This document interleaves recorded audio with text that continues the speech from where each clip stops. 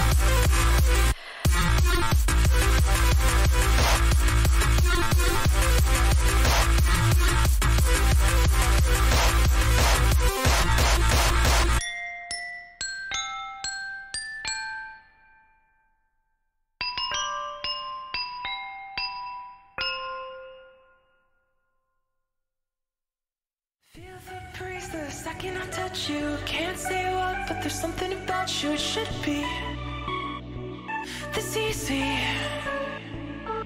I'm alive if I'm coming closer. Standing with you when I want this over. Be the keeper.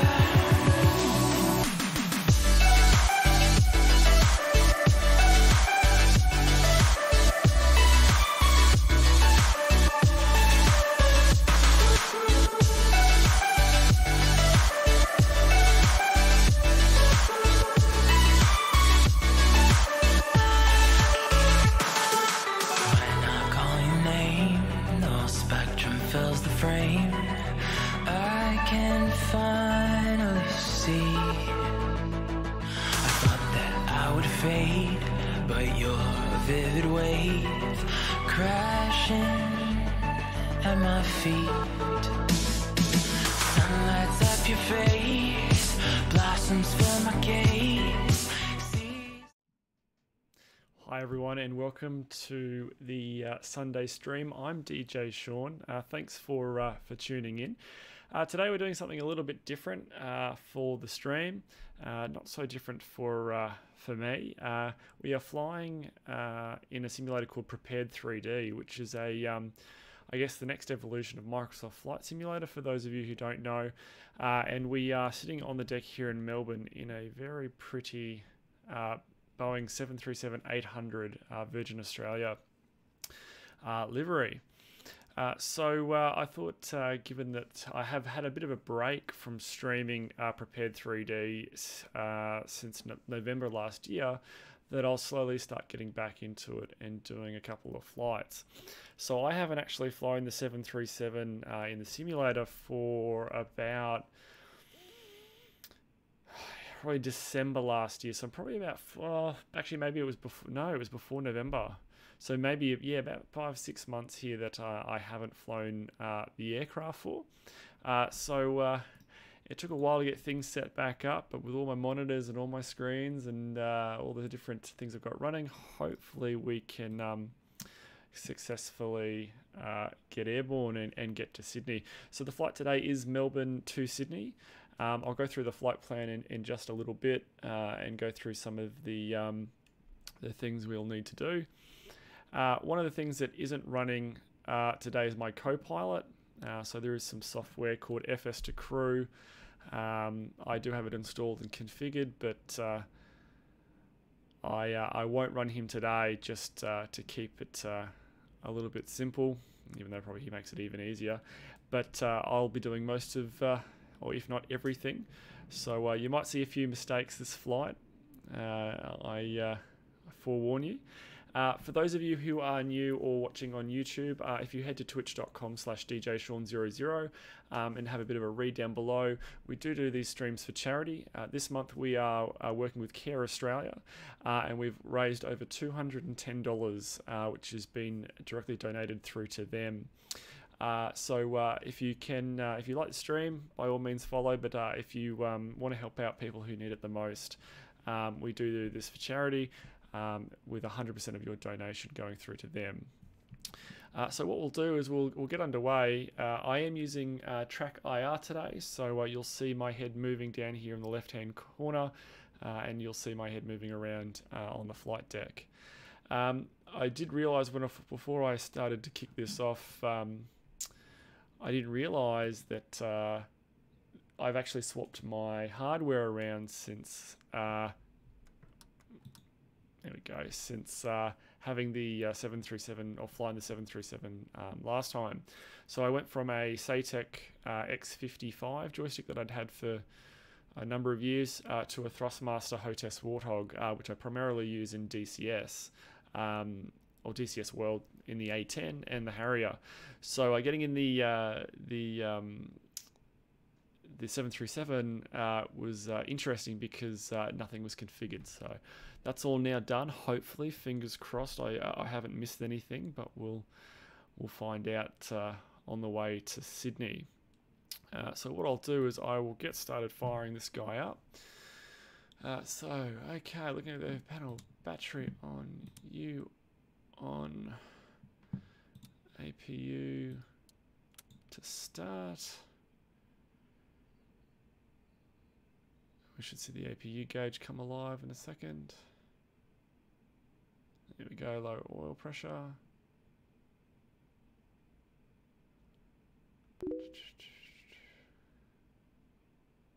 There we go, it's coming alive now. Hi Hornet Driver, welcome back to the channel. The operation went alright. I was the only one to make it back in my squadron, or my flight yesterday. So I landed, touchdown, and all my guys unfortunately got taken out. And we did have a couple of disconnects as well, but it was good fun. Lots to take on board. So yeah, we'll see how we go at the next one. Definitely some practicing to be had. Let's just dim some of these displays down a little bit. They're all a little bit.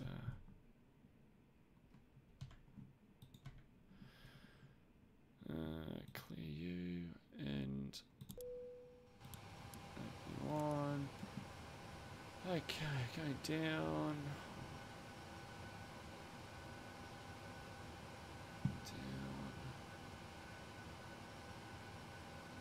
So we have a refill. We can turn you on. Seatbelt signs we won't turn on just yet. Down here, window heat on. We clear to pressurize the hydraulics. I'll take it. So we'll do that now. Down again. So left pack on, right pack on. 4, 5. It's steady, that's right. Turn you down a little bit. Dual FMC restored. FMC. Awesome. Okay, so what we might do, we've got to get these guys set up. Right back here. Nav and nav. Give that a second to boot up.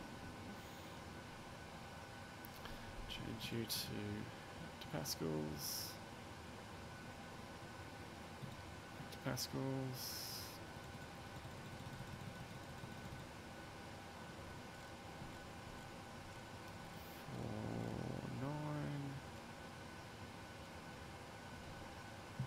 Alrighty. Now, there is a setting here in Chase Plane that I'm not liking at the moment. So what I'm going to do is just going to quickly check that out. So camera, reset camera when track IR paused. We do not want that. Beautiful. Okay, so entering the IRS position. So we want to position YMML. Yes, I know. That looks close enough. In there, route, there we go. Melbourne to Sydney. Alright, so we'll get to that in just a second. So, before we get there, let's do the pre-flight and make sure everything's right. Tested. It's on that side. Tested. Back and brake on.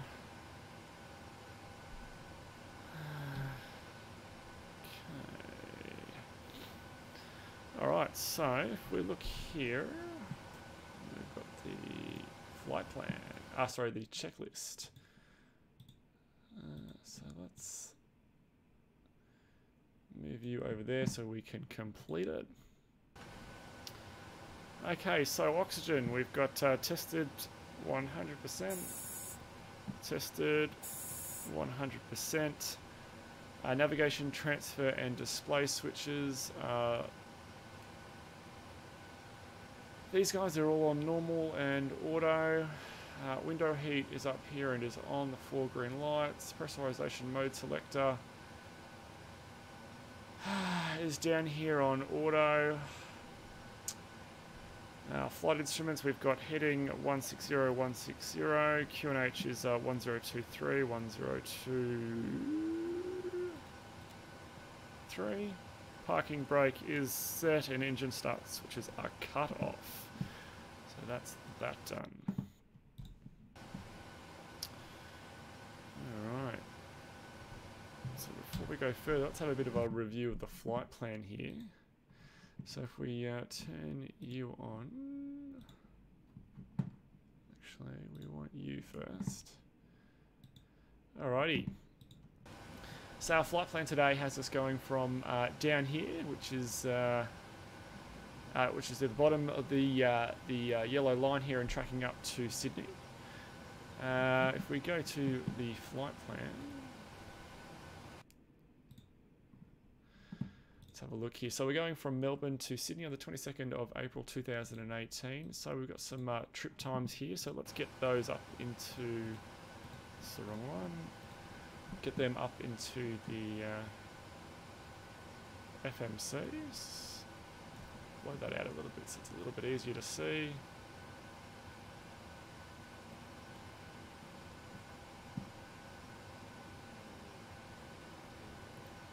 I'm going to get this, what's going on here. There we go. Okay, so we do have a company route of Melbourne to Sid 01s. We'll load that up. Activate. Before we do that, let's go get the weights right. So we go here, FS actions, fuel, that's what we wanted. Okay, so our ramp fuel is 6.35, so 6,350. There we go, we're a bit lighter now. We've got a zero fuel weight here of 59.7, 59.7, and that goes into the zero fuel weight, 59.7. Beautiful. So now that we've got the weight set up, menu, back to the FMC. Alright. Okay, so we do got some traffic holding between those particular times. It's 01:33 now, so they're not going to impact us at all. Our flight plan that we've got logged today. Alrighty, so we've got a trip of 1 hour and 3 minutes. We're taking off with about 2 hours and 14. There's zero fuel weight is 59.7. Maximum zero fuel weight we can take is 62.7. We've got a takeoff weight of 65.9, or like 175 for the fuel for the taxi. Fuel over the top of destination, we're going to have an hour and 6 on board by the time we get over the top of Sydney. Looking at the rate here for the shear rate for the top of climb, anything over 6 means it's going to be quite bumpy, but 2 is going to be good. We're going to have 37,000 feet and the wind's going to be 225 at 33 knots. The alternate summary there, so we're going to go to Canberra if we can't get into Sydney for whatever reason. So in the moment, let's see here, let's just do a bit of a check of the weather. Closest, so weather is 050, so yeah, it's runway 34. Activate. We are was 837. Beautiful. Alrighty, so looking back over here, a 0 fuel weight of 59.7. 59.7. We've got a reserve at 2.4.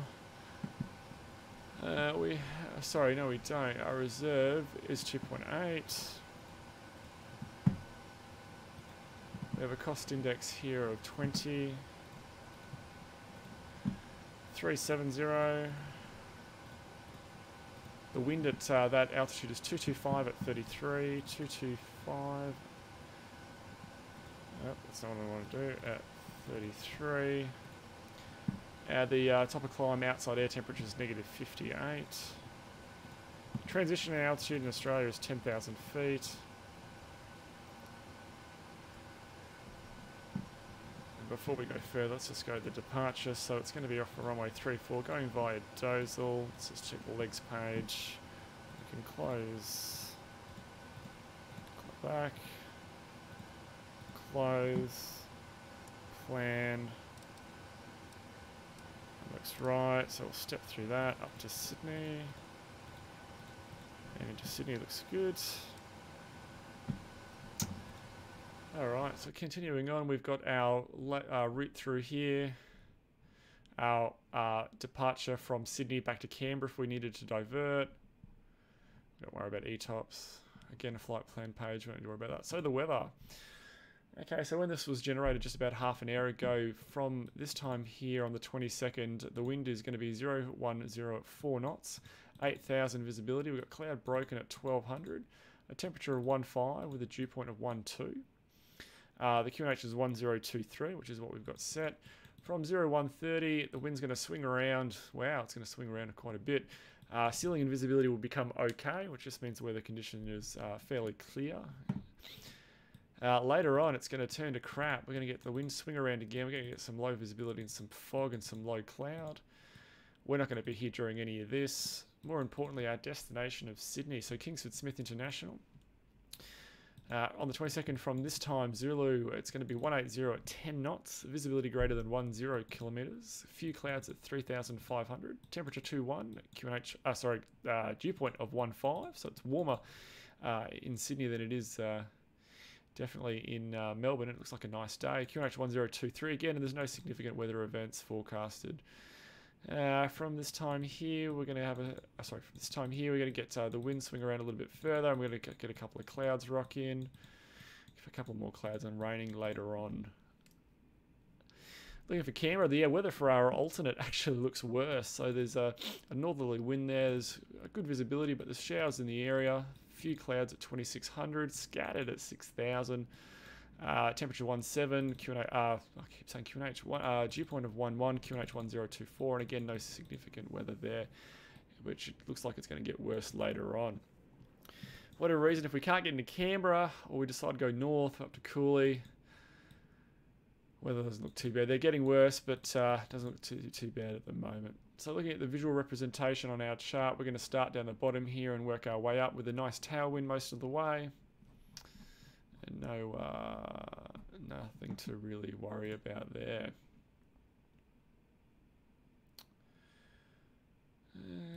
Okay. Getting back into the sim now that we've done that. So going to the initial reference page. Alright, so our D rate, the thing that's going to save our engines. So what I need to do is back to PFPX here, send to TopCat, and let's generate some takeoff data.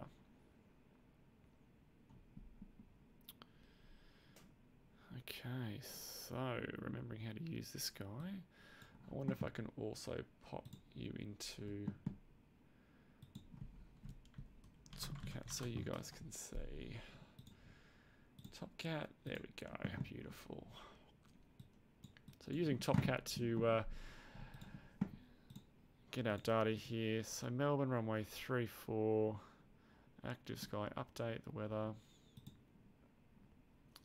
So we have the weather, we have our weights, and compute. Alright, so what have we got here?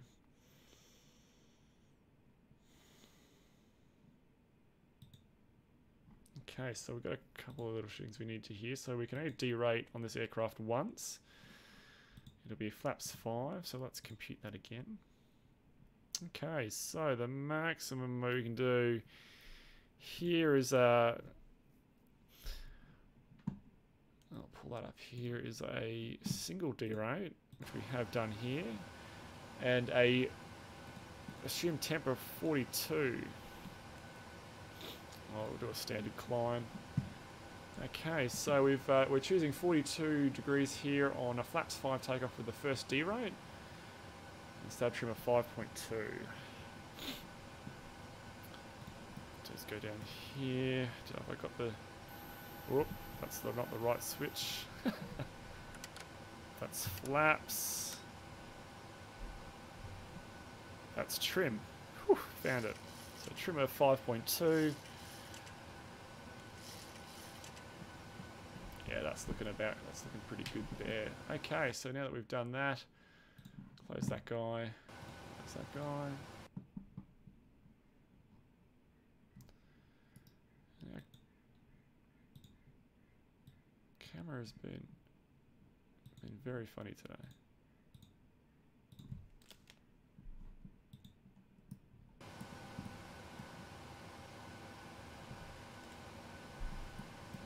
Okay, so now that we've got that done, I'm going to go to cruise, 0.78 on the cruise.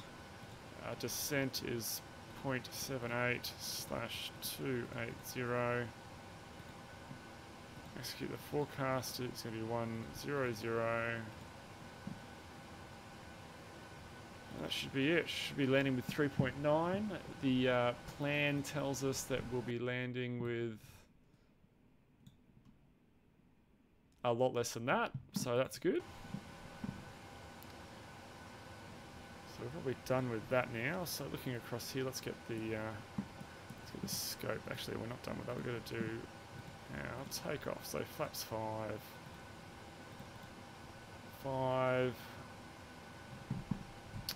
gave us those speeds. So 146. So flight director on. Flight director on 146. We'll go plus 10, 156. Heading 340, climbing to 5,000. We can turn. Excuse me. Those on RTO. Alrighty. So 1228 for Unicom.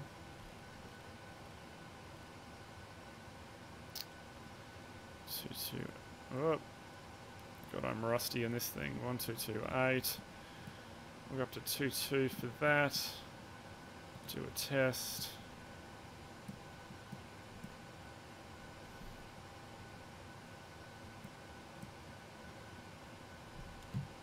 TCAS test pass. TS test passed. Okay, so if we go... No,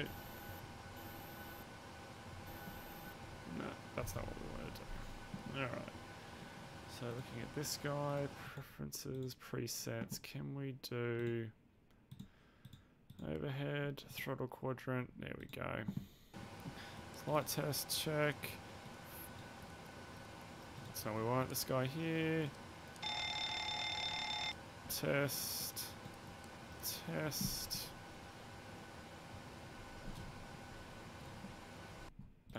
and see. Lights test. This looks good here. Everything looks lit up there. Yep. Okay, so we have the 37,000. Is that done? There's some more tests that I need to do right up the back here. Storing. Some more tests there. Okay. Alrighty.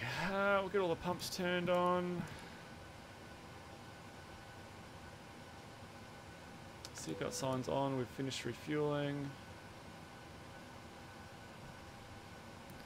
Alrighty, I think we might be good to go. So what we'll do is we'll get the checklist up again. Okay, so before start checklist, so we wanted 6.3. We've got 6.3 in the center gauge here. You can see 6.3 there. All the pumps are on. We've got nothing in the center tank, so no center pumps required. Passenger signs are on. One thing we do need to fix is the door. FS sections, doors, close, close.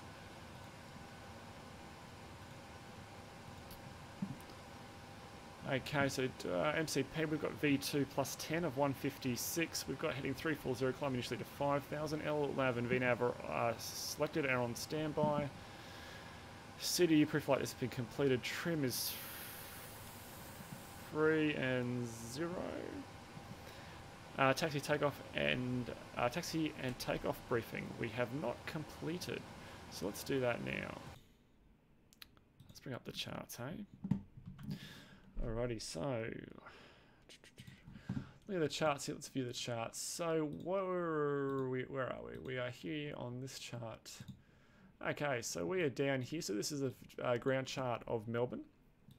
We're on Pier Echo, which is this guy here, and we're just on this side here at this point.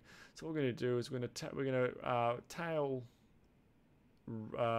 left, nose right, and we're going to taxi down here, jumping onto strapping onto Alpha, and heading down here, and we'll take intersection Julia. Actually, no, when we did our takeoff performance, we assumed a full.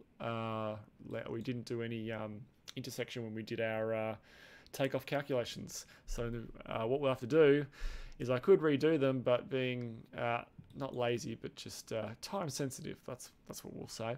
We'll take Alpha all the way down to Kilo and blast off on 3-4.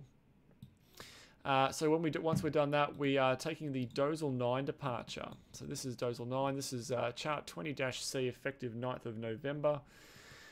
So we are doing the Dozal 9 departure from my 3-4, which requires us to depart here, heading 340 for 3.7 miles to Rockdale, and then taking a right-hand turn to 014 for 10 miles. So bringing up the legs page here, we can see that it's 339, so plus or minus 1 or 2 degrees is typically fine. For 3.8, 3.7, that's fine. Then we're right turn 014, which we can't really see because I have cut off the FMC there. There we go. So then it's from Sally, it's to Dozal. It's 043 for 28 miles, so 043 for 28 miles to Dozal, and then plan route. So that is that's the plan there on the chart. I could rattle off the whole spiel about up to V1. If there's anything we don't like, we stop the aircraft. From V1, we're only stopping for loss of an engine. From V1, we're taking the problem into the sky. Anyway, and then we'll come around and land back on 3-4. That is a very, very dodgy, very, very condensed, very horrible takeoff briefing. But it'll do for now. Alright, so with that in mind, continuing the checklist here. Taxi and takeoff briefing is completed to the line. So below the line we are anti-collision light on. Okay, so below the line is flight deck door is closed, and I can turn my head around that far, but it is closed and locked, and the anti-collision light is on. Okay, so we're right to go. What I'm going to do is just have a bit of a look outside the aircraft here, have a bit of a look around. Yeah, it's looking good. If we go to the top-down view, you'll be able to see a little bit more information about what I was talking about. So we are on the Echo Pier Bay Echo 5. So it's going to be a nose right, tail left onto this taxiway here. And then we're going to taxi out to Alpha, which is this first taxiway here. Turn left, track all the way down all the way down there, coming around here, and blasting off runway 34.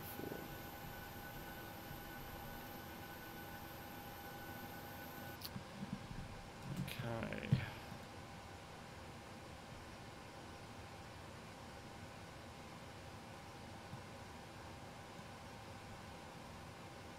Control Shift F12. Is that the one I want? Yeah, it is. Request. Next request. Push back in departure. We are Virgin. Oof.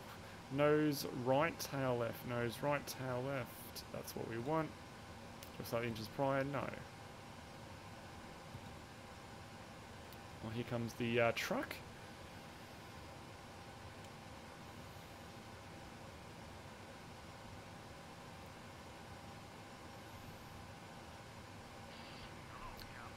Hello.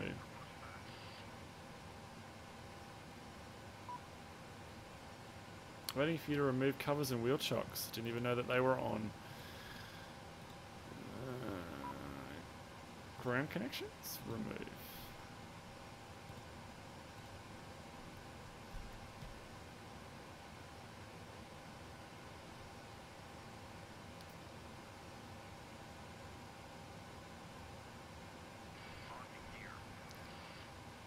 So if we go out and have a bit of a look here, you can see that we've now got the truck on us.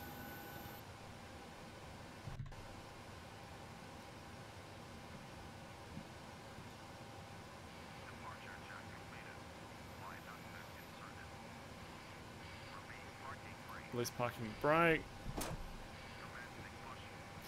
Brakes released. Okay, we're cleared to start, so we'll just get off the bay here. Wave to the ground staff. Thanks, see you later. Alrighty, we're going to start engine 2, so packs are off. Oop. Packs off, packs off. You off, you off. This is the first start of the day, so we're on that guy and over ground.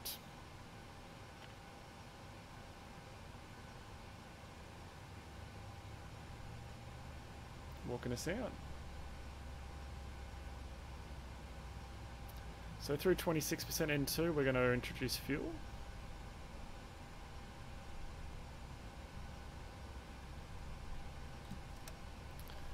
Fuel coming on. Should have my clock running here, my timer, and make sure the engine stabilizes within 1 minute. That's my bad.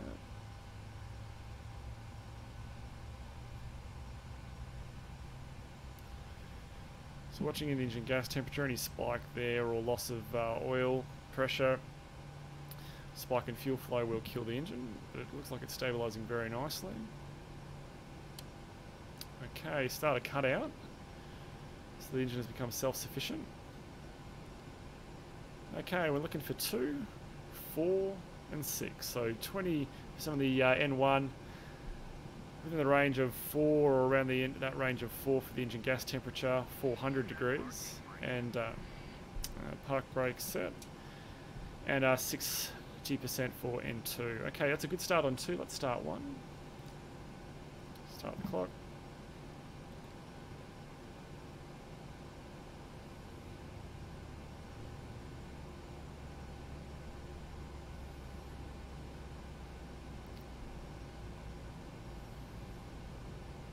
Okay, looking for 25 to 26, introducing fuel, which we are now.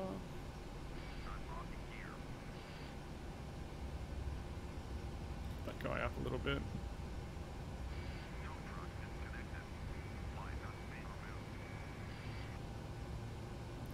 There goes the truck.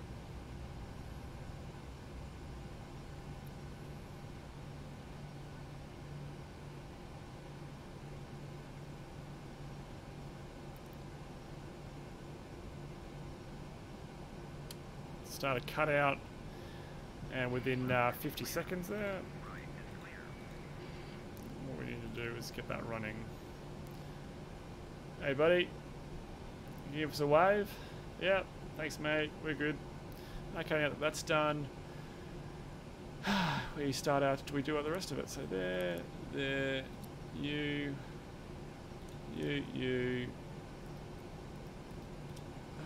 back on, off, on, flaps 5, whoops, that's not the right view, 1, 2, 3, control check, so all the way back, forward, left, right, left, right, center. Okay. So flaps 5. Check. Okay. So before taxi, generators are on. So these guys here. Probe heat is on. Anti-ice is not required. Isolation valve is auto in the middle there. Engine start switches are not continuous. They now are. Recall's been checked. Auto brake RTO. Engine start switches idle detent. Flight controls have been checked and dispatch clearance also checked. Okay. So one thing I think I may have forgotten. It could be the fact that I don't know if I put the tiller into this, but we'll see. Alright, brakes released. Let's just see, thrust up a little bit here. Clear left, clear right. Oh no, yeah, we've got rudder. It's beautiful. Okay, so kill the APU. Taxi light on, APU off, and away we go.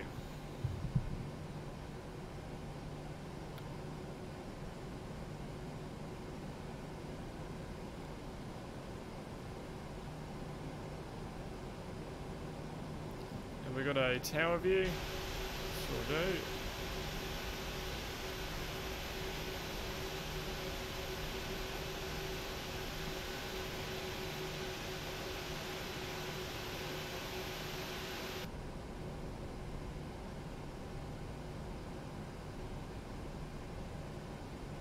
Okay, so it's off on alpha. So when we get round here,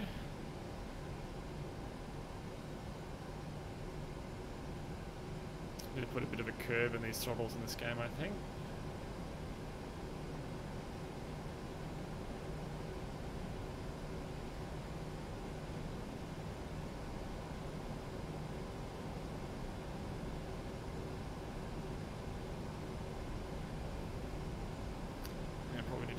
Curve in the rudder as well.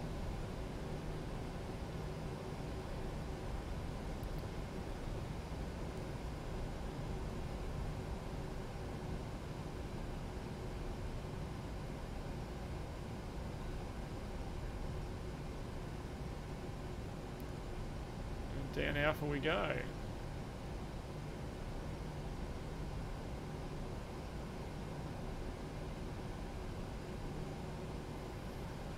One of the things that I had in my previous joystick was that it twisted, and I used to use that twist for my tiller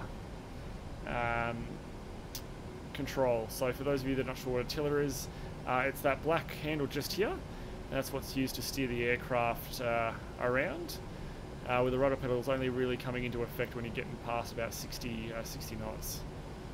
The transition of control moves over to those. But without a tiller, I guess I'm doing it with my rudder pedals.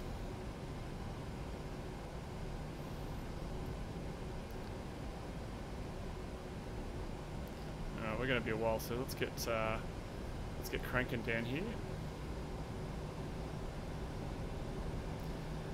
We can do it any time, so we'll do the before takeoff checklist. So the before takeoff checklist is flaps. So we've got 5 and a green light, and stabilizer trim, which is 5 units and set.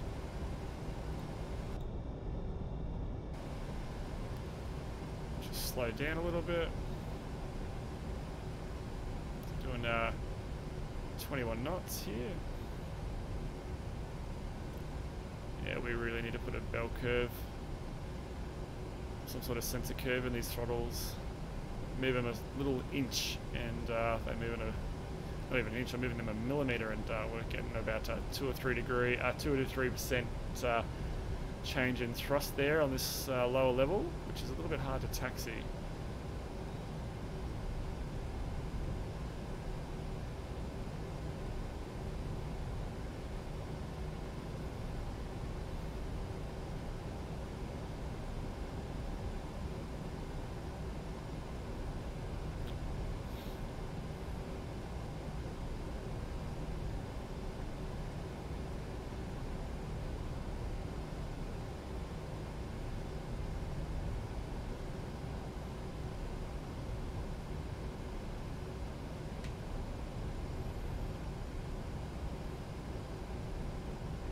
It's a little whiff of brakes here.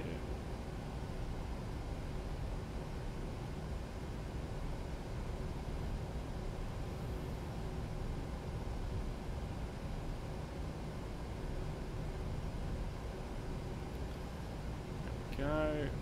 Back to idle. We'll glide the rest of the way here. Coming up on runway 34.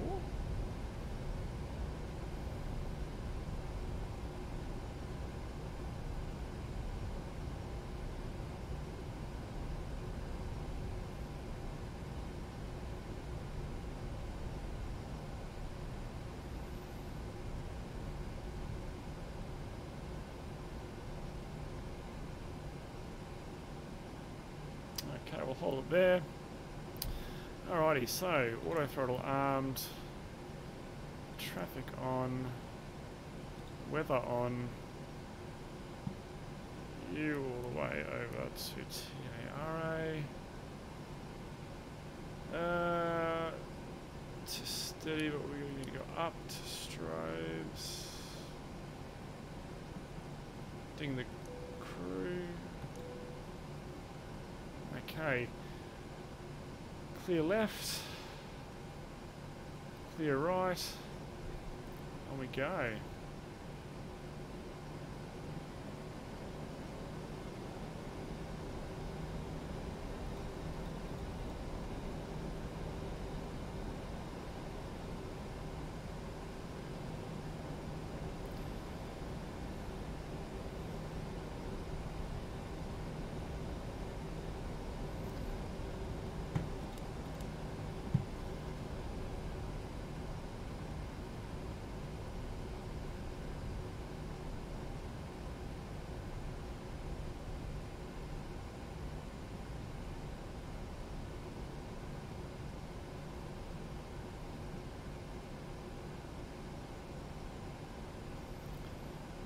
Alrighty, let's get cranking.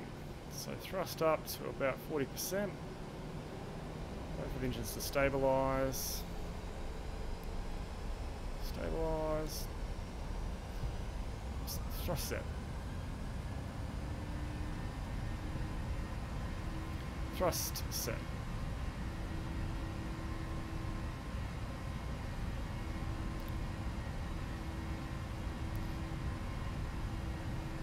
$80 knots.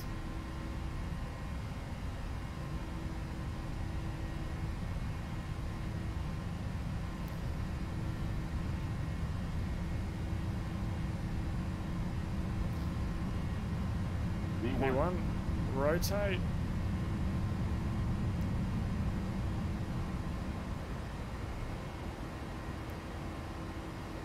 Positive rate, gear up.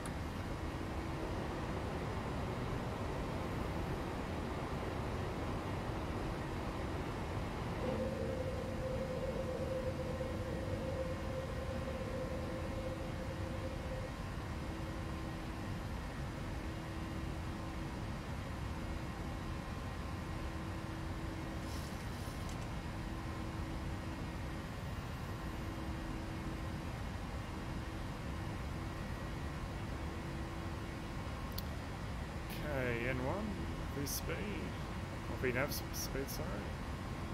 So we're going to nose over a little bit now and let the aircraft start to accelerate. flaps 1.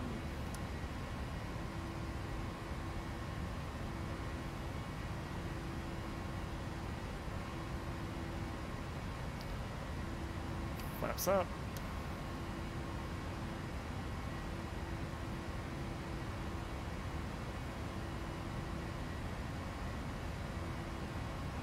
A slight left-hand turn coming now.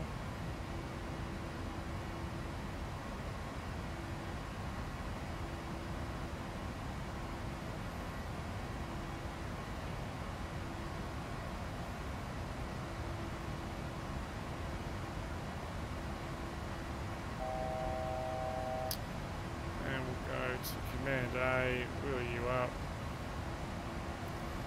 to 37.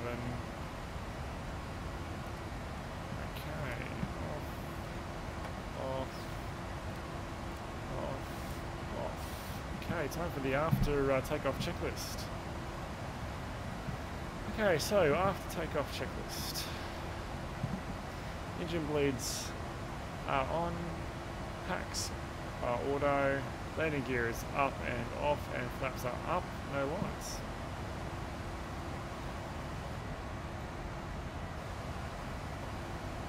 Alrighty, and away we go.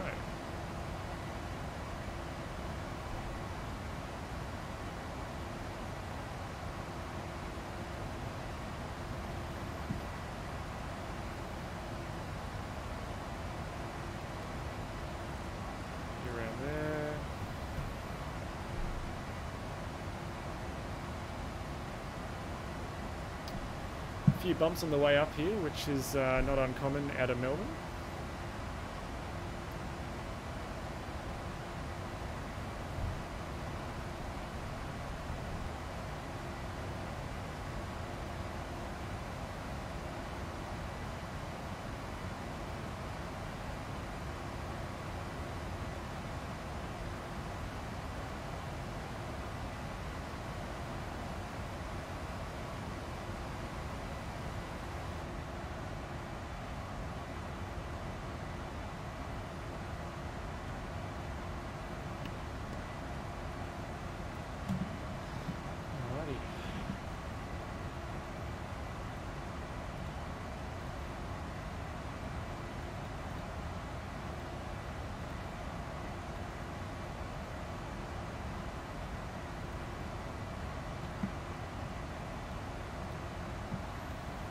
Okay, through 10,000 we're a standard,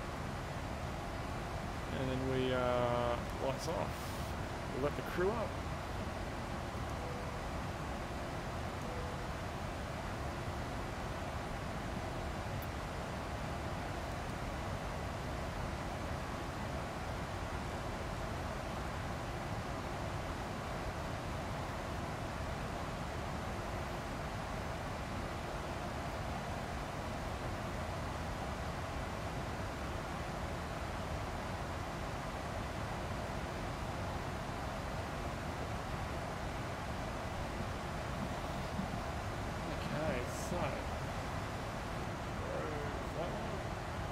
Okay, so we were off blocks at 0152 and we were airborne at 02030.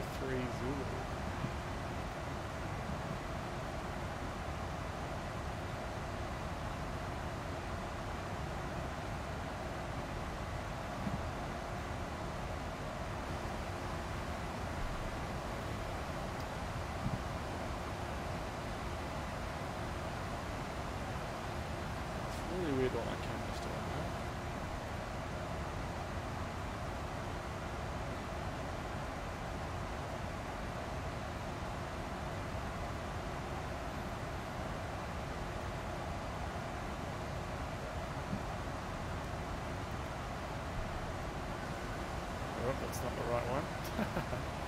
Outside spot.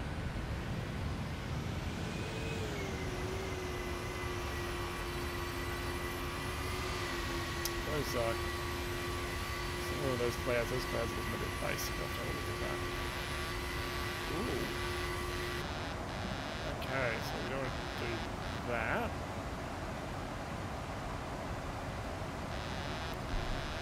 Okay, so we found a double up on one of our switches.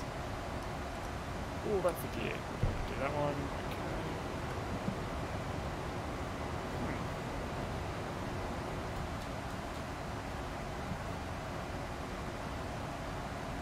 Don't know what that switch does. Don't know what that switch does. Okay, well,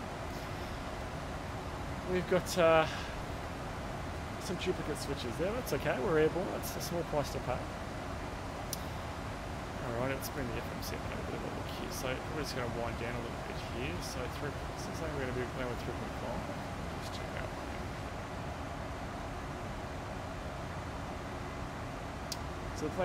So the plan says we'll land with by the time we get to the gate, 3.2. So that's not too bad. We're only plus 300 up on that, which is good. Better than being the other way. And we've got a time of an ETA so far as 0301, so about 50 minutes. Not taking into account our arrival. So while we climb out, let's do that to bring up the Sydney charts. So we're going to want the arrival for 16 left or 16 right. 16 left right there. Throw that one there. And the star, which would be the river to arrival.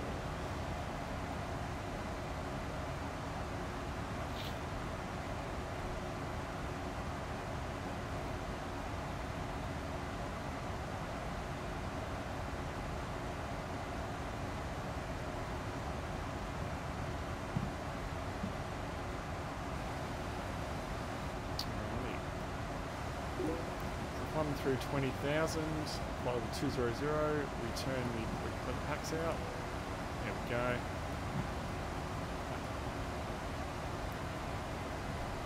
Anis 29198, welcome. Hi, welcome back to the channel. Doing something a little bit different today. We're flying in Prepared 3D and taking the Boeing 737 for a fly.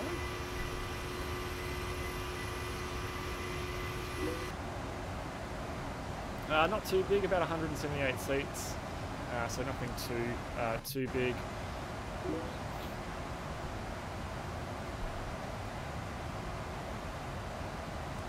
So we're doing a flight. I cannot do a roll. This isn't a fighter, obviously. This is a commercial airliner, so things are a little bit more timid.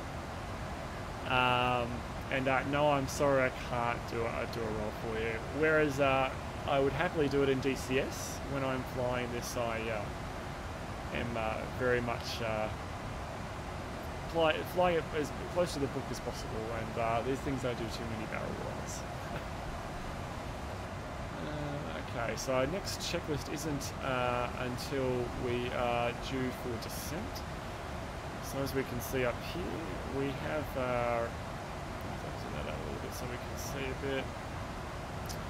So this is our track up through here. So we've got our top of climb just before Ebony here, then we're Iran and Nunnup. Somewhere around that when we actually put the proper arrival in a post rivet. This top of descent point here will move around a little bit with the adjusted waypoints that we add. So we're estimating Ebony at 0223 or 24 Zulu. There's 87 nautical miles to run. We've got a ground speed of 448 knots, a true airspeed of 425. And the wind there is coming from behind us, off to the right, 190 at 29 knots. So we've got about a 60 km/h wind up the trumpet, pushing us along.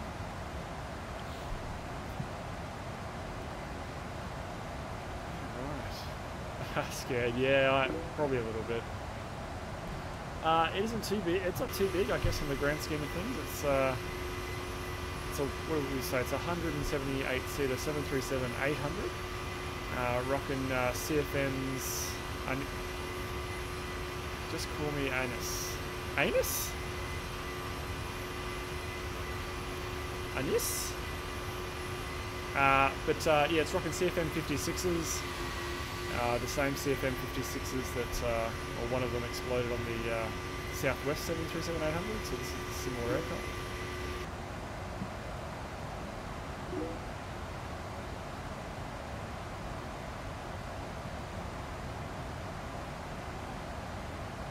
Anis.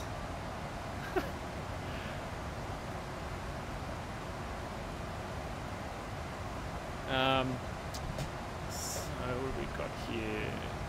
I was hoping there'd be a bit of weather around so we could see the weather returns on the weather radar, but nothing as yet. So as I mentioned earlier, our track is up here. Thanks. I'm almost zooming in. Yeah, actually, it's really bad. I'm zooming in my background here. Oh well, just the headless pilot. So as I said, this magenta purple line here is our track up to Sydney today. When we get to Rivet, there's no line continuing on because we haven't entered our arrival into the flight computer yet, which we'll do in a little bit. But if we have a look here at the chart program, let's close that up. You can see that this is the chart, the Rivet to RNAV arrival, and you can see here that from down here we've got Rivet. So where I mentioned before, where we have Rivet at the end of our track, when we enter this in, it'll give us Rivet again, which will just go straight on the top of the current Rivet. It'll give us Tammy, which we need to be at or above 9,000 feet. And then from there we're going to Boogie at or below 6,000 feet. But then it wants us to turn right, and that's what we would do if we're going around to runway 34. If we're going to come down Nasho and turn left and come in. But we're actually going to go around a 16 left, actually 16 right. So we're going to come, we could actually track straight over and come around a 16 left, but we'll go to 16 right. So we're going to do a left-hand turn and square it off with a right-hand turn and back into 16 right. For this aircraft, Anis, I am using the same stick, so the Thrustmaster Warthog. And I just realised actually before flying today that I haven't flown the 737-800 in Prepared 3D with the new stick. So I had to do some manual configurations and get some stuff going. I've got it fairly well configured now, but there's a bunch of buttons here that I probably need to configure. So looking at that, we then go and have a look at our arrival, and I did have the wrong one set. So we want to go to around a 16 right. 16 right, there we go. So look here, so 16 right. Dream PC. It has its ups and downs. Oh, it hasn't stuffed up on me yet. So when we do those right-hand turns, we're going to come down around and land on this runway here. So we'll be out here and we'll come down here, do a right-hand turn, from Uridan and fly the approach down here. So this is this top panel here is a top-down view of the approach. If we look at the approach from the sideways view, we want to do this turn at Uridan at about 3,000 feet. And then we get down to about here. We start our 3 degrees pitch down and we fly down the approach to the landing. So we have a final... thanks, Liz. So we have a final approach course of 155, so that's 155 degrees, so that's the track down here. We're going to join over at 3,000, we're going to fly down the ILS, and at 210 feet above the airport, we're going to make a decision. We're going to say, okay, yes, we're going to continue landing, or no, something's gone wrong. Maybe we're too fast, maybe we're too high, maybe we're not aligned, and then we're going to go off and come around and go and do the approach again. And that little thing is called a missed approach. Yes, Jez, I'm on VATSIM at the moment. I'm on VATSIM as Velocity 837 or VOS 837. So yes, you can absolutely use VATSIM with Prepared 3D. I think most of the people actually do it. So the missed approach. So again, if at that 210, we reach 210 feet and it's not good. We're going to track 155 and at mandatory 600 feet. So if we get down to 210, we're going to start climbing back out at 155 degrees. But at 600 feet, we're going to do a right-hand turn and track to 17. So that tracks us away. And the reason for that is Sydney Airport actually has 2 runways. This is a very big, busy chart. but we have 16 right, which is this real long runway here that we'll be using. And then we have another runway here, which is 16 left. Now, if we came down here and had to go around, if we had wind pushing us off to the side a little bit, the further that we climb out, the wind might push us and drift us over to this runway here. So they want us to do a right-hand turn and track out this way, away from the active runway. So that's the logic behind it. I kind of feel like I'm doing the approach briefing here already, but I'm not. Alright. So DJ Sean, I am upgrading my setup and I will be done. I would need some help. Well, it depends on what you need help with. Do you need help with overclocking? Do you need help with whatever? You can see here that even though I am, I've got a fairly large overclock. If you look here, you'll see that. Where we got here? Task manager. If you look here, I have a CPU which is defaulted at 4.2, but I've actually got it overclocked to 5.2, even though it's knocked off 0.3.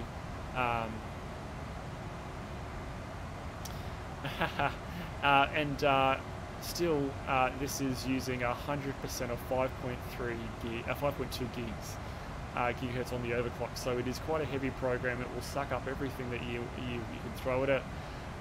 My PC, out of the 32 gigs that I've got, Flight Sim's using 12.4. Actually, it's probably not all Flight Sim. If we go here and sort by CPU, oh, it's only using 2 gigs, but there's a lot of stuff using everything else. And my 1080 is being used at about 49%. I hope you have a Virgin Australia livery to go with that course line. Well, it's funny you should say that. Let's look outside and have a bit of a look. Of course we do. Well, we're in Victor Hotel Y Yankee Foxtrot Charlie. It's one of our new 737s.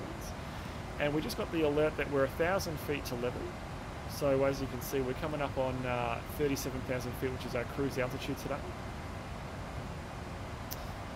You can see here that we're approaching our top of climb, so you can see this green bar here is showing us that whatever altitude we have set in our altitude knob here, that's the distance on the map about where we're going to hit it. So if I raise it up to 39,000 feet, this green line here would go a little bit further out. But it's good that that aligns with the top of climb. And then obviously we'll fly Ebony around non-up and around just past non-up. We'll start at the top of descent and we'll begin our descent down. So there's Sydney there, and we'll put when we get set up on cruise, we'll put the arrival in. I hope I'll get a chance to fly with you. Yeah, absolutely, and Anis, you'll when you get all set up, we can definitely go for a fly in DCS. Absolutely.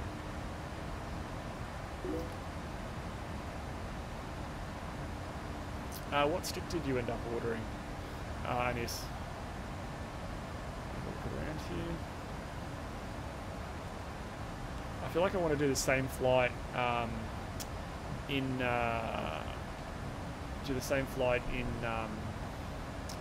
X-Plane in the ZibboMod 737, because I've got a lot of the downloaded satellite data for this route, and it looks a lot better than what this looks like now.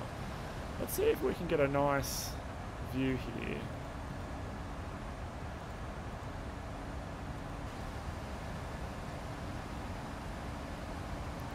A nice view of the 737 there.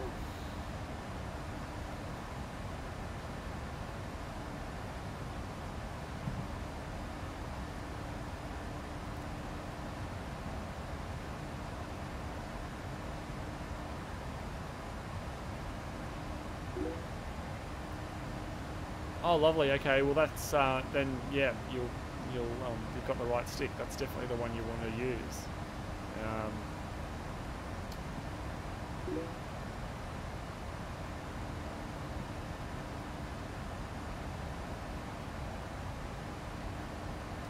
That's a really good question, Jez. So I've been around Flight Sim probably for 2 decades now, right back when the early days, and X-Plane definitely looks better. X-Plane 11, with some minor tweaking, it looks amazing. X-Plane has traditionally, though, been behind Microsoft Flight Simulator, and then Microsoft Flight Simulator became Prepared 3D, obviously. So it's always been a little bit behind in the features. X-Plane 11 really brought that gap closer, and a lot of commercial development companies like PMDG, who made the 737, Active Sky, who did the weather engine, are now developing for X-Plane. There'll probably be another 6 to 12 months before there's a decent product released. But X-Plane is a lot nicer in the way that there's some really nice stuff built into it. One of the things that I really like is the fact that on X-Plane you have sloped runways. So in Melbourne, for example, or Sydney, because the runway is so long in Sydney, you can't see the end of it because it actually slopes over. Well, in X-Plane, the runway is sloped over. So when you're coming in at night and you've got the maybe, or not necessarily night, but maybe dusk, and you've got the taxiway lights and the runway lights ahead of you, it looks really nice. It looks really realistic, because you don't have every single light there, because in like Prepared 3D, the airport is completely level. So there's some really nice night lighting. Flying at night in X-Plane is absolutely beautiful. And again, with some minor tweaking, it's even better again. So if you look at my YouTube video, if you go to youtube.com/DJSean00, you'll see a bunch of X-Plane videos that I did do. And that's with the satellite data I downloaded. So you can download data from like Bing Maps and I think Google Maps and stuff of the entire world. It takes, each tile is only about 100 square kilometers, and it takes probably about a gig to download. So doing the whole eastern seaboard of Australia was probably a couple of terabytes. It was probably about 800 gig, maybe a terabyte for me. And did take a while to download, and I've got the NBN. But the byproduct of that is you see what you would see if you were flying a real aircraft. You see it. You don't see some version of it which you've got in Prepared 3D. You see the actual, if there's a town there, you'll see the town. And I found that refreshing myself, because I'm a pilot myself, so refreshing myself when I do my cross-country navs and all that sort of stuff, being able to track visually using VFR flight rules, it's essential. So yeah, I got a really good Cessna in X-Plane, or a really good twin, and I would download the data for my route, my flight, and I would go and do my bearing and distance waypoints and my visual tracking using X-Plane. I would not do that in Prepared. So it is a bit of a muchness and a muchness. Prepared's right here. X-Plane used to be here. It's catching up. If you're only going to use light aircraft, VFR, I think X-Plane's probably the way to go. X-Plane 11. But if you want really feature-rich stuff, all the weather integration and all that sort of stuff, Prepared 3D is still one that you'd have to turn to. Yeah, I used to fly a lot of helicopters. I used to fly a lot of helicopters in battlefields as well, but the Thrustmaster Warthog is definitely the one you want to use. So what we might do is we might get back in the pilot seat here.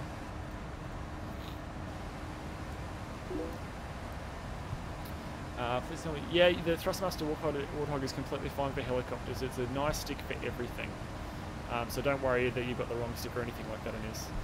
So one thing we need to do now is start having a bit of a plan about our arrival. So you can see here we've gone past Ebony, we've got coming up on Iran, we've got non-up, and then we've got our top of descent. So we need to connect this rivet to Sydney somehow. So we're going to do that now. So what I'll do is I'll bring the chart up in again.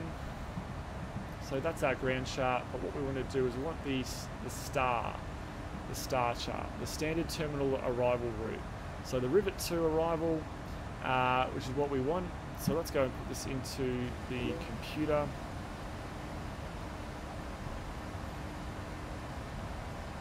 Yeah, my t-shirt does, under certain conditions, does make me look invisible. It's alright, you can just deal with the head.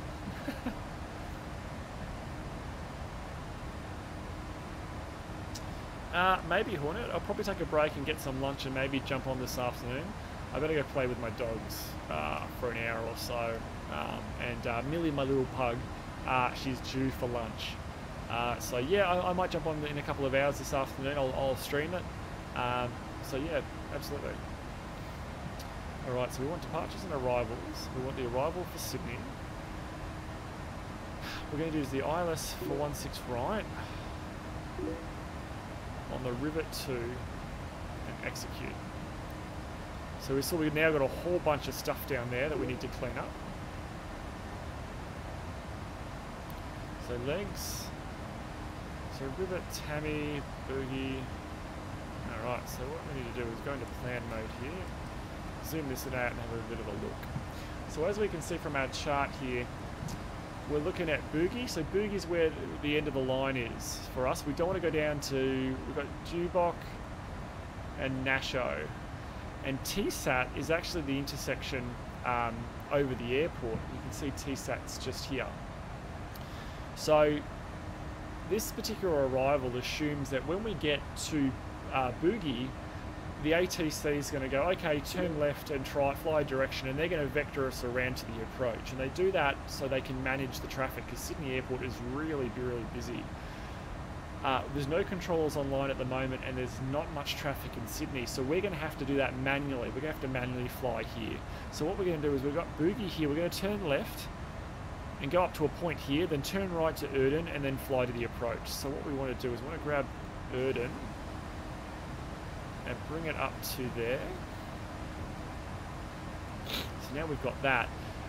But this means, if we zoom in a little bit, you'll see that we've got quite a hard turn there to get back on the approach. So if I can remember correctly, I'm going to see if I can put a waypoint out here manually and do it like that. But just before I do, let's just have a look.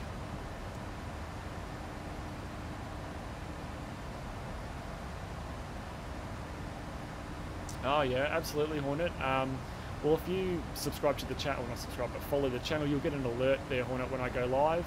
I might do a bit of a 5-10 minute call there. Or maybe as soon as we get off and I work out a time, I'll do a call with a time there that I'll jump on and definitely go for a fly. So let me just zoom in now. Okay, so, alright, so looking good.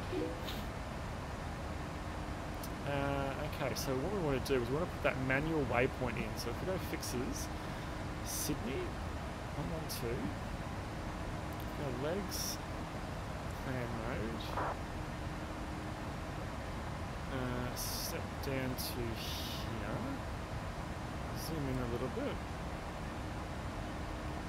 Okay, perhaps if I've got the, I don't have that chart on so you can see what I'm talking about. There we go.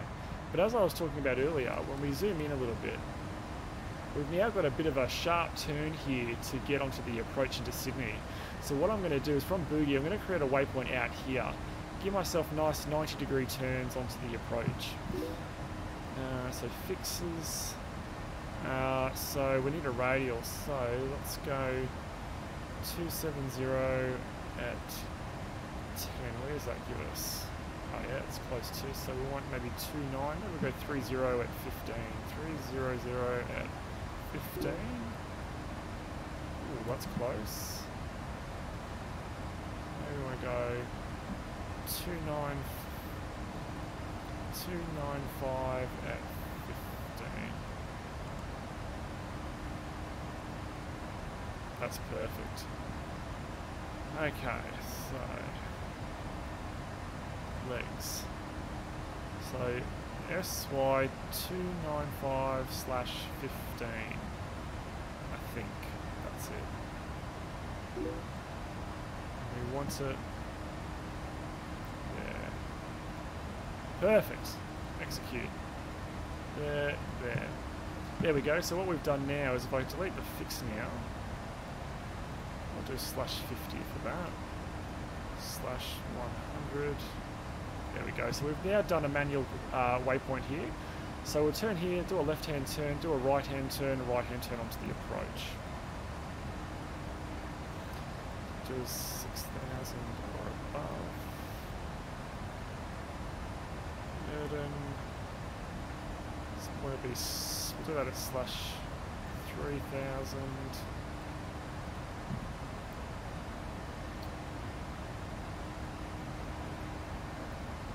Beautiful.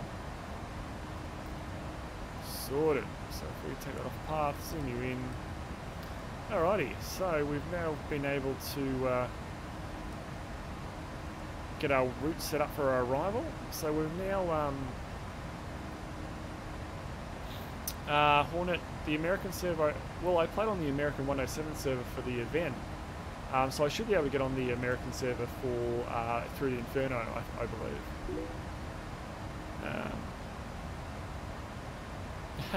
We all are waiting, chomping at the bit for the Hornet there. Okay, so now that we've got our arrival, I've put some 100 nautical mile range rings in and some 50 nautical mile range rings in. You'll see that our top of descent is coming up, and we can see if we zoom in a little bit, we've actually got a little bit of weather off the front of us here. We've got a bit of cloud here underneath us, but if we look here, we'll get the return from the weather. We've got a little patch just ahead of us here. So there might be a couple of bumps down there. Alrighty, so progress. We're going to land with 3.4 now. So where is our...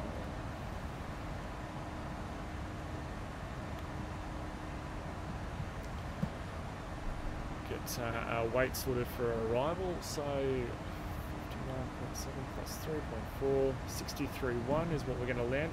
Landing weight's going to be, so 63.1 into there. We always do a flaps 40 landing, so we choose that there. VREF. Water brakes 2. Check. Well, our landing altitude's going to be 50 foot. And we want to adjust this to our new lower altitude, 21,000 feet. Alrighty, we should be prepared. So what we might do now is punch out the checklist for our descent. Actually, what we might do before then is we do our approach checklist. So we'll bring up the charts again. What we want to do is the approach checklist for the 16 right. So what we want to do is we'll course 155 to match that approach course that we had before on both sides and the FO. 155, coming down here, 121, we've got 1095,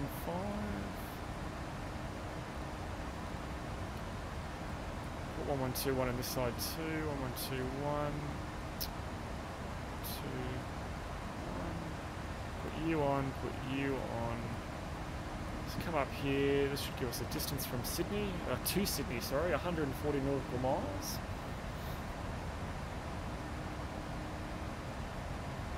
Yeah, Jez, I also pre-ordered it. I pre-ordered the Hornet and the Golf map. And I think on some of my DCS streams at the moment, I'm actually playing the Golf and Hornet trailers. Okay, so we've done that. So our minimum approach altitude that we spoke about earlier is 210 knots. So we want to grab this guy, put you down, and 210, which we have. Alright, we're ready for the descent checklist. So you got you off, you on. So the descent checklist is just up here a little bit. Okay, so what we want is pressurization, so our landing altitude, which we've got set here to 50 feet. The elevation of Sydney Airport's like 20 something feet, so within 50 feet is fine. We've done a recall over here a couple times. Auto brake is 2, our VREF is 139, our minimums are 210 feet, which is what we set, and the approach briefing has been completed.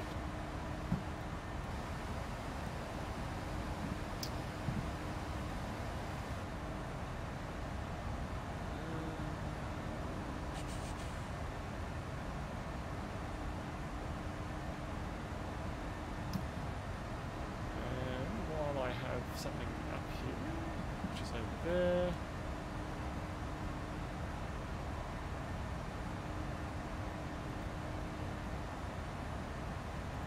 Again, and we might just do do is quickly change something around.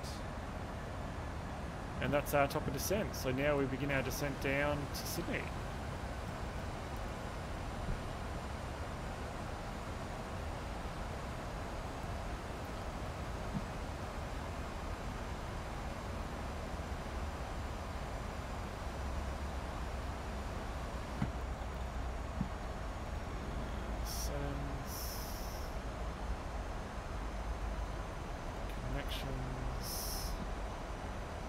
Don't want that vertical speed. So, where have we got here?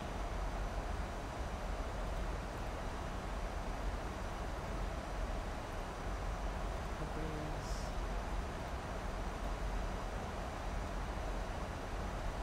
There we go, that's much better.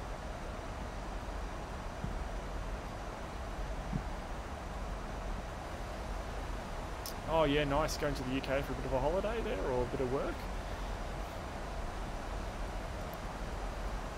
Moon ahead of us.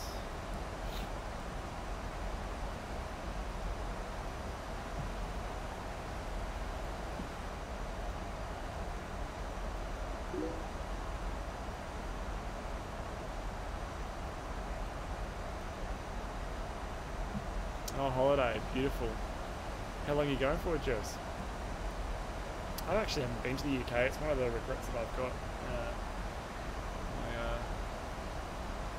want to go through all through Europe. Been to the States a number of times, but never been to Europe.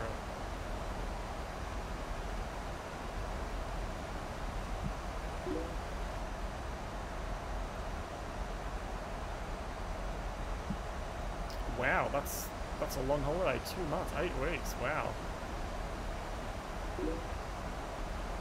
Oh yeah, absolutely. Absolutely it is.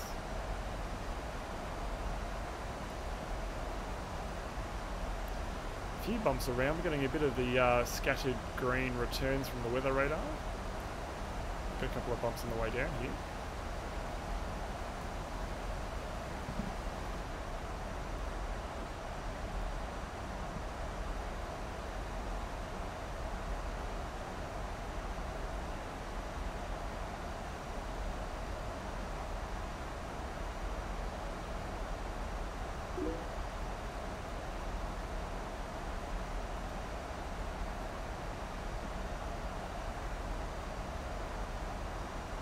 Oh yeah, wow.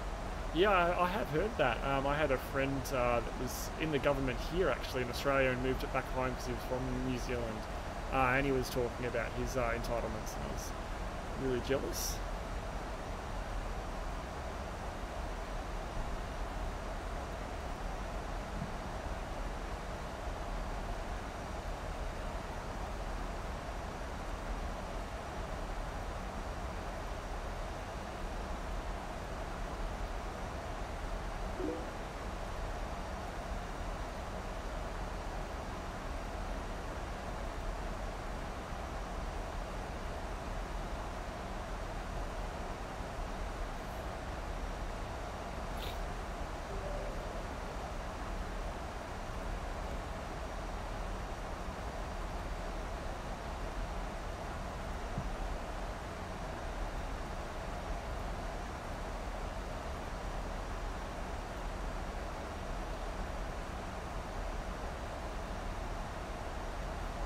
Oh yeah, so what do you do in the government there, Jez, if you don't mind me asking?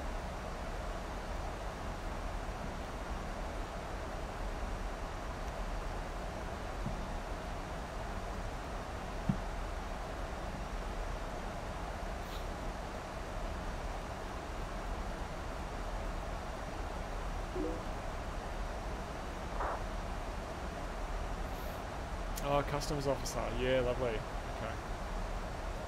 Customs at the airport or sea or other?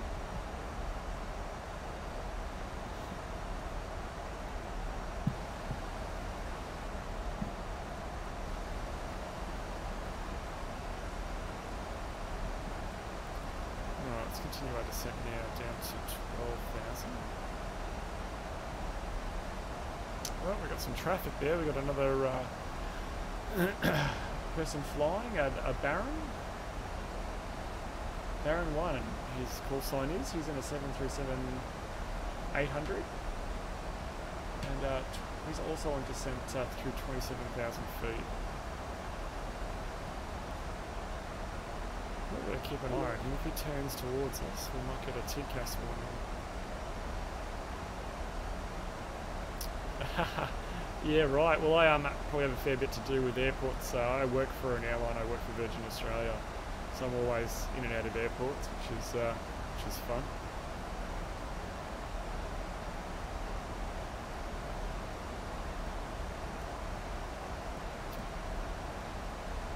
So what we might do is we might do a call. There's no voice channel. I might manually type out Sydney traffic. IFR 737 overhead rivet. We're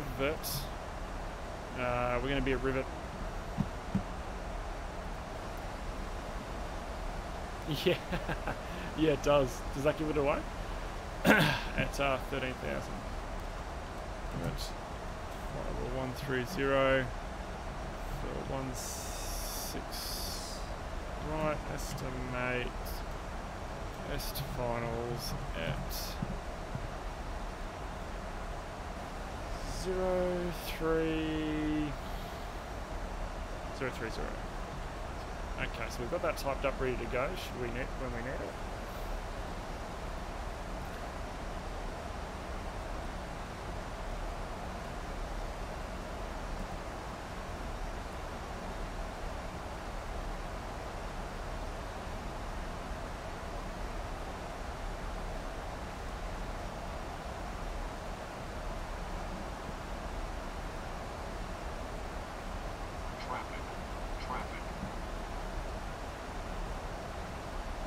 He's over the top of us, descending. Wow, he's really descending. He's really, really descending on us. Oh, we're gonna get a... He's really descending on us. What we need to do is reset you. Wow, he was massively descending on us. Zoom this in. Where is he? There he is. The hell is this guy doing? So this is a guy called Baron 1.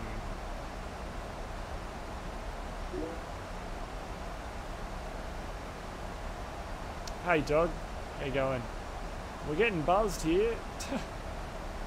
We're getting buzzed by a 737, another 737. Oh, he's off my TCAS now. He's still there though.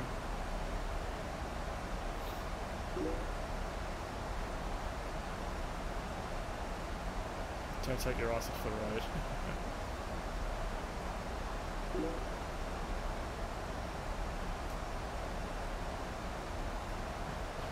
Taking flight duties since they're always running late. Yeah, I'll pass that on there, Jez. Alright, let's send the seatbelt sign on. Yep, he's back on the TCAS, is he? Yep. Plus 600 behind us. Just on the back of the TCAS here.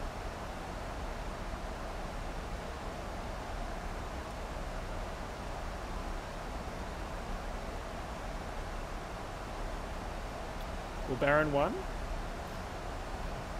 Probably be careful doing that when people are streaming, because we've now got video proof of you being a douchebag.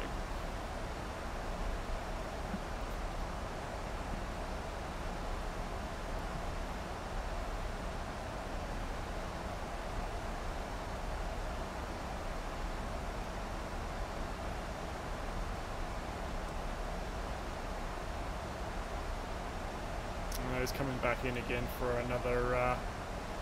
another pass here by the looks of it.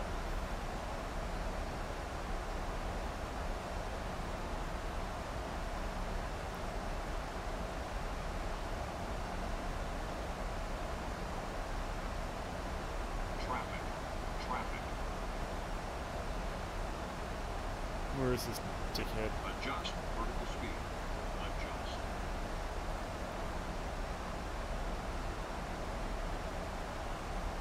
Where is he?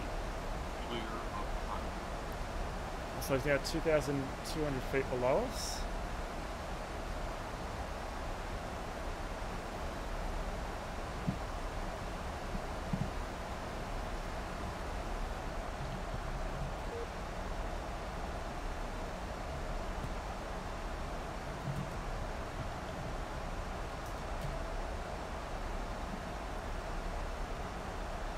Okay, we'll do our call now, just to get it out there. 1228, yeah.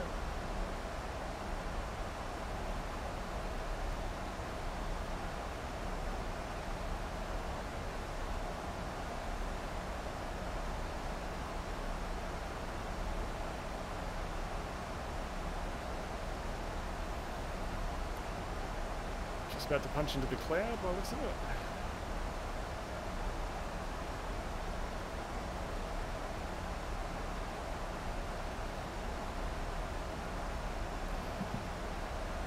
Continue our descent to 8,000, and we'll grab the local QNH, add-ons, active sky, our arrival 1022, 1022,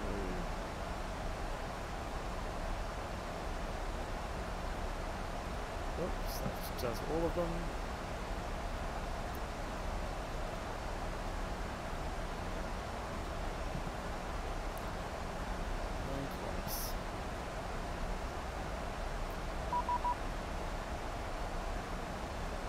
Ah, we've got our assistance.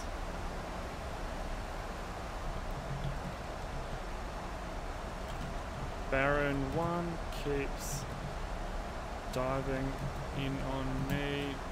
I'm streaming, so got it all. /DJ Sean 0. Alrighty, well hi Lawrence Boy, thanks for the subscription on YouTube. Welcome to the channel. So we did a bit of a command here to get a supervisor on us to help us out, and Baron 1's in a bit of trouble, which is good. The guys here at VATSIM are really supportive of this stuff. If you do the .wallop, W-A-L-L-O-P command, followed by the person you're trying to, that's harassing you, they'll come out and give you a hand. So that's what we've done, and David Stone is on the case. Okay, so we are approaching, we are getting a little bit hot on the speed there, so we'll grab on the speed brakes a little bit.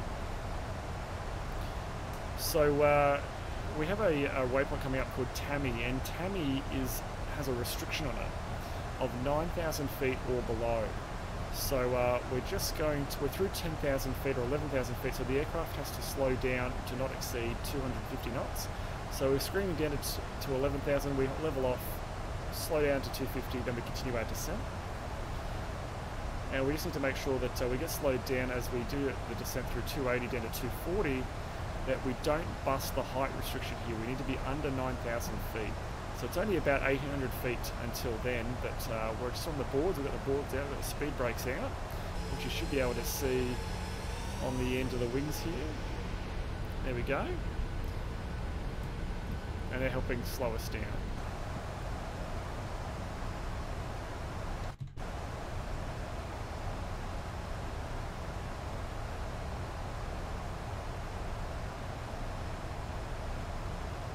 So while we'll do that, our next call will be traffic SID IFR 737. We're going to be right downwind, runway 16 right.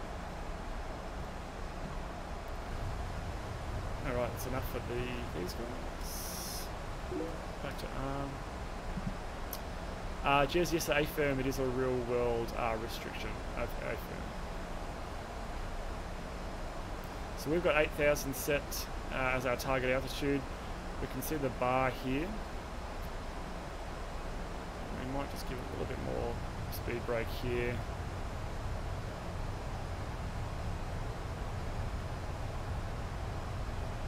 There we go, over the nose comes. So Boogie, it wants us at 6,000, so we'll just go down to 6.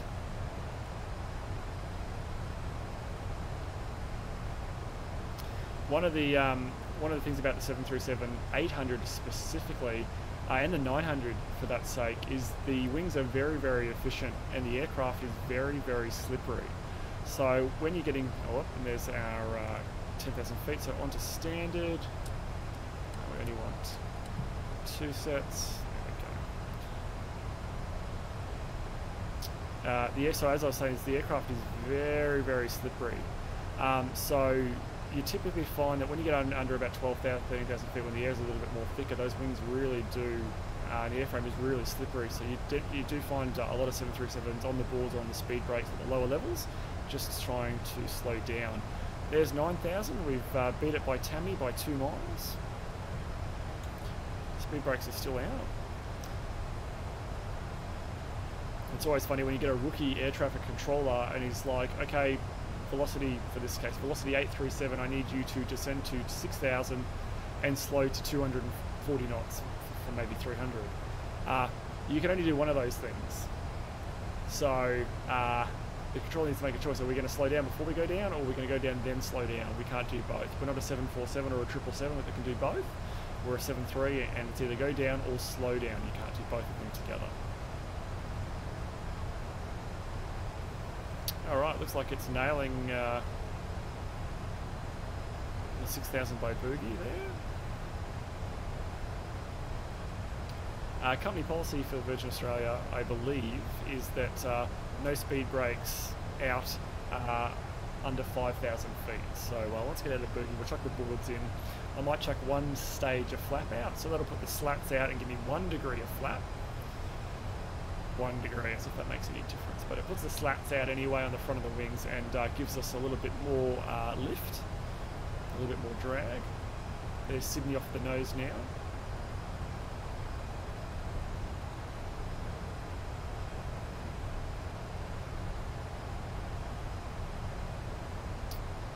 And Baron 1 has been disconnected, by the looks of it.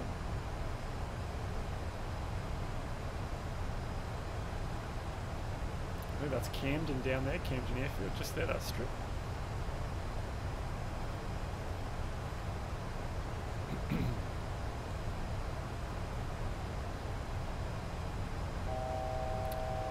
Okay, 800 to level, or 900 to level, sorry.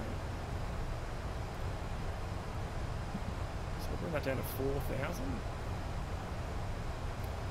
There's Sydney Airport directly in front of us, so we'll start our left-hand turn in a second. No, Hornet, I am using I am using paid scenery for Sydney. I think it's Fly Tampa Sydney. My voice is starting to get all croaky here. Okay, do a call. Get off the speed brakes.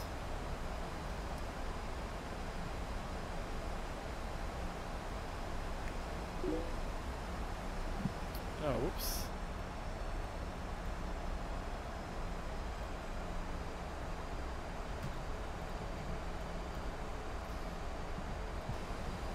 Yeah, the payware, the Fly Tampa City stuff is really good.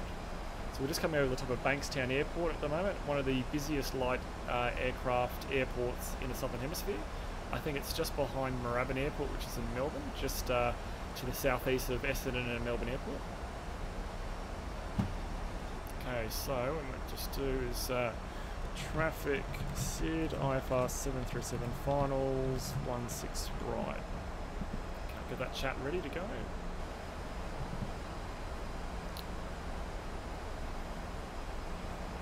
Okay, so we've got a checklist coming up, the approach checklist, which I'll run now. So it's altimeters, and it's 1022 cross-checked.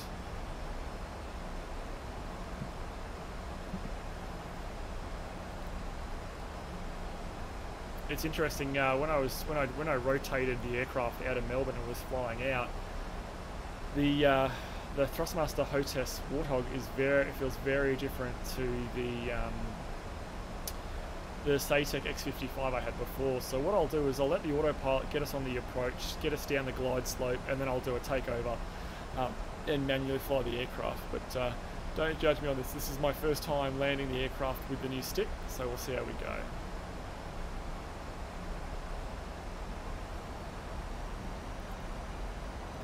We might no.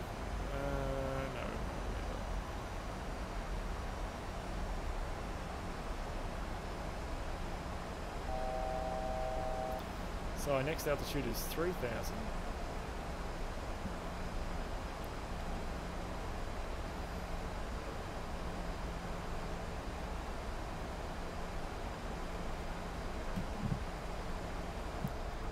So the lowest safe for us at this point is 2,700 feet. And if we go here, you can see right here that is the lowest safe in the top right hand corner just here. So we are out here. So we're going to do a right hand turn. Sorry, we're out here. We're going to do a right hand turn, come down here onto Erden, and then right hand turn down on the approach.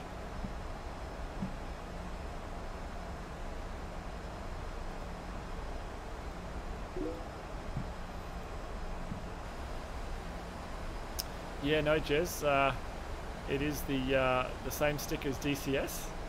Not many buttons really come over that well with this simulator. They all work, but they're all tailored for fighter sims. So yeah, I need a few more knobs for this sort of simulator.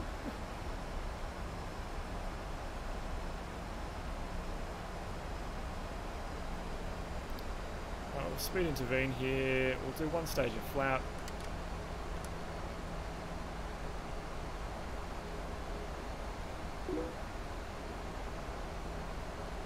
Yeah, the dual stage triggers, they're a bit useless.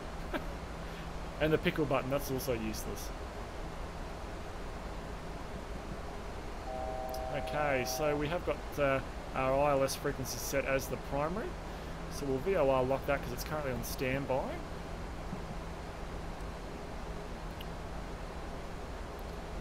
Descending to the flaps up speed, we'll continue to slow down to about 195. We'll do the finals call now, so it's nice and early.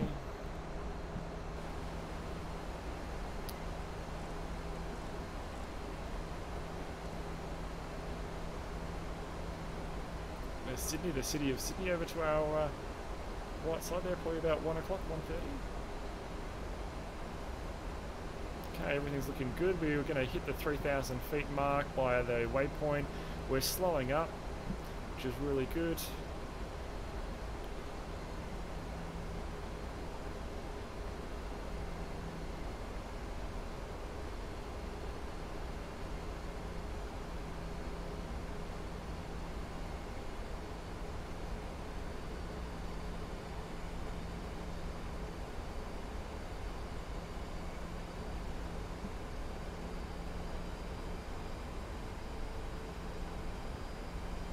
And we'll begin our turn final in a second. There we go. So the autopilot is now intercepting the localizer.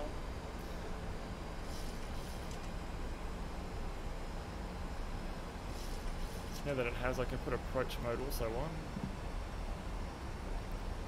We'll continue to slow up. I'll grab flaps 5.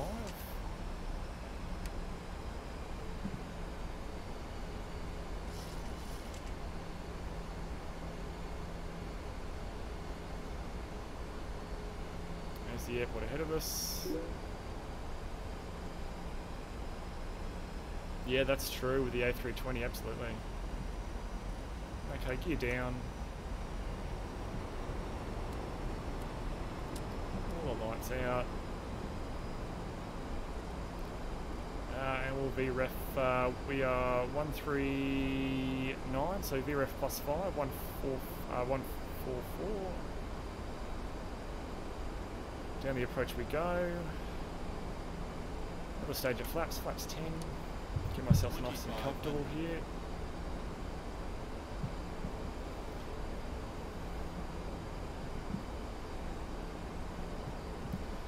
Alright, a little bit right at centre line here, but we're coming on. lovely city of Sydney off our left hand side. Do a landing checklist. So the landing checklist has us up here. So engine start switches are continuous. The speed brake is not, sorry, the speed brake is arm, landing gear is down, flaps we're holding at flaps 10. Continuing to flaps out, go flaps 25.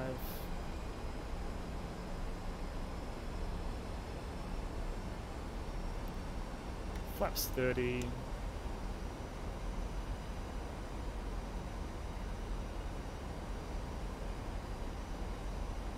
The aircraft a little bit more stable because the jump from 30 to 40 is quite a big jump in the 7.3. Alright, flaps 40. I will take over the control of the aircraft now, so disengage the autopilot, disengage the auto throttle. Alright, I have control. Ooh.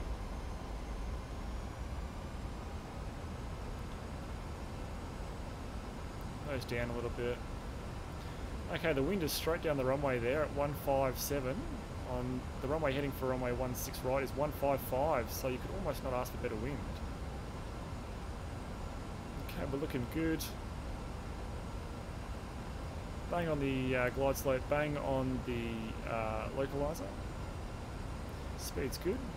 Jumping around a little bit, there's a few gusts of wind here.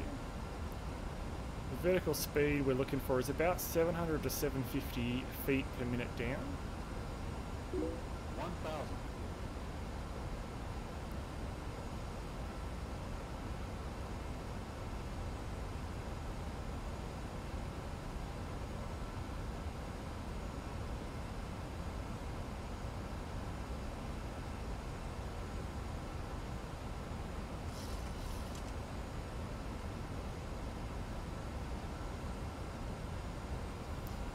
Touch low there, just a touch.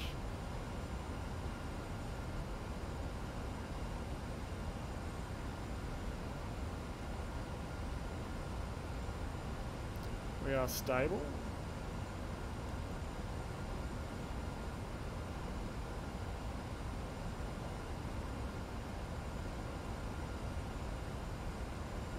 Oh, getting a bit of wind there.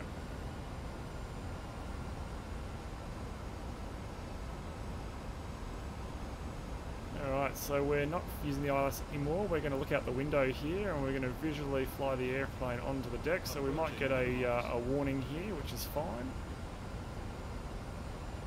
Oh, there we go, we've got the green the lights now, and continue.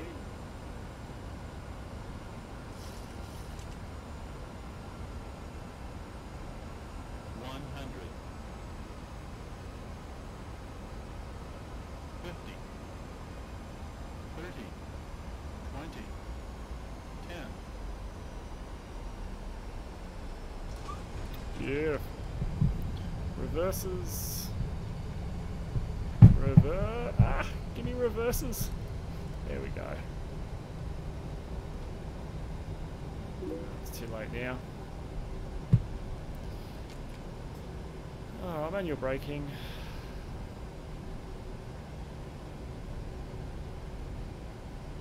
We can take this exit here.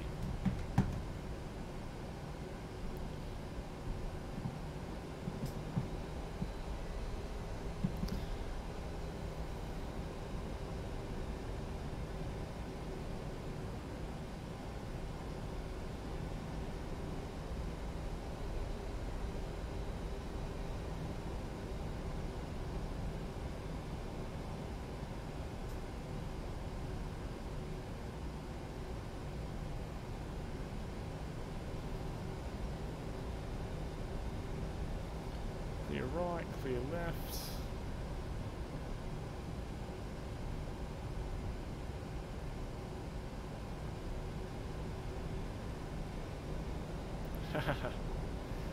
Alright, flaps up.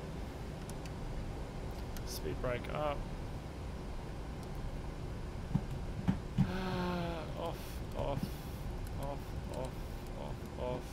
Just check we're going the right way. Yep. Taxi on. You get a caution light, anti-ice. You off. Weather radar off. Start the APU. On. Alright. Clear right. Clear left. We'll leave the strobes on because we're crossing a runway.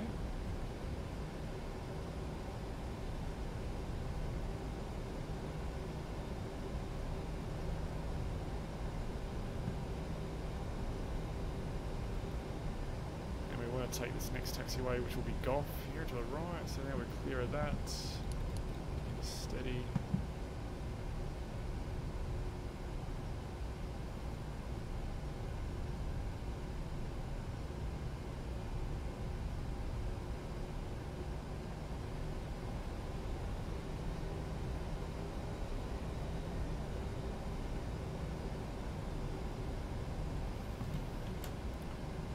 So next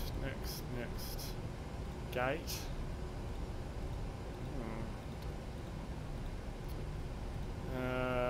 34. I think we are another set of gates here. We are different types.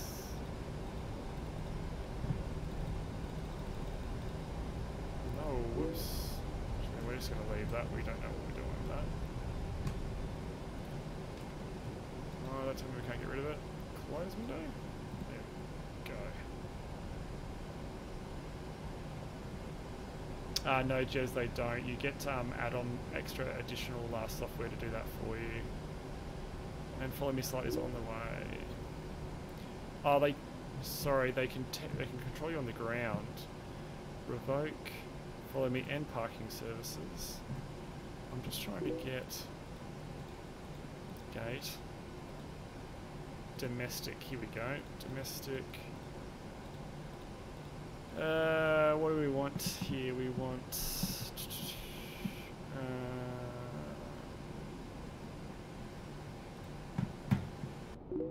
Bay 38. We'll go for 38. 38. No. Virgin Australia. There we go. Alright.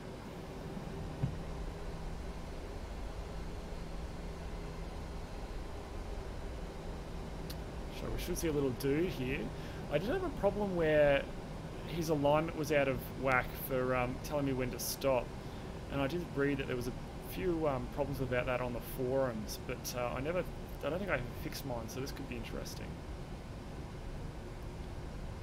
Alright, so here we go.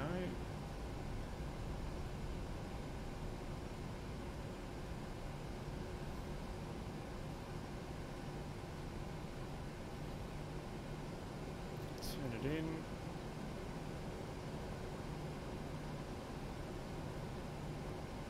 Turn the taxi lights off so they don't blind you, buddy.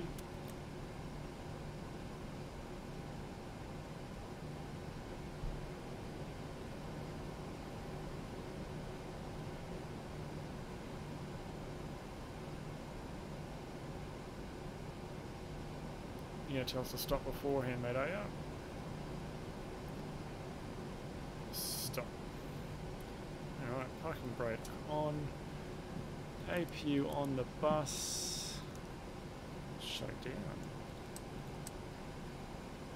Stop the clock.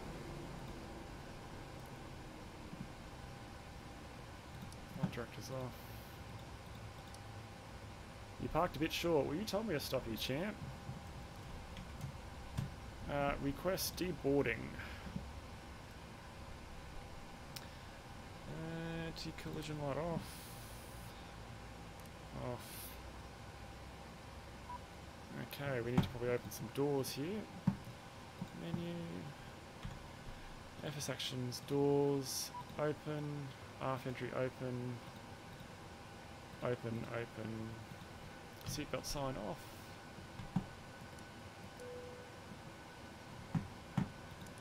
Off, off.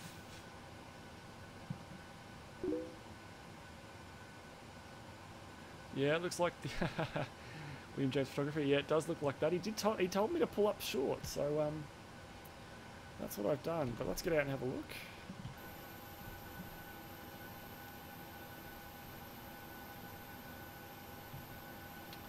Yep, looks like we're getting off short. Bags are coming off. There we go. Well, welcome to Sydney, everyone.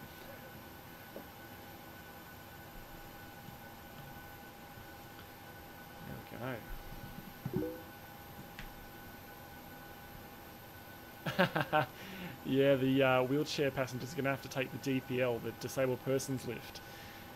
That's what they're going to have to take. But yeah, we made it. There we go. They're unloading the baggage now, which isn't too bad. Well, yeah, guys, I hope you enjoyed this little flight from Melbourne to Sydney, otherwise known as the Milk Run. A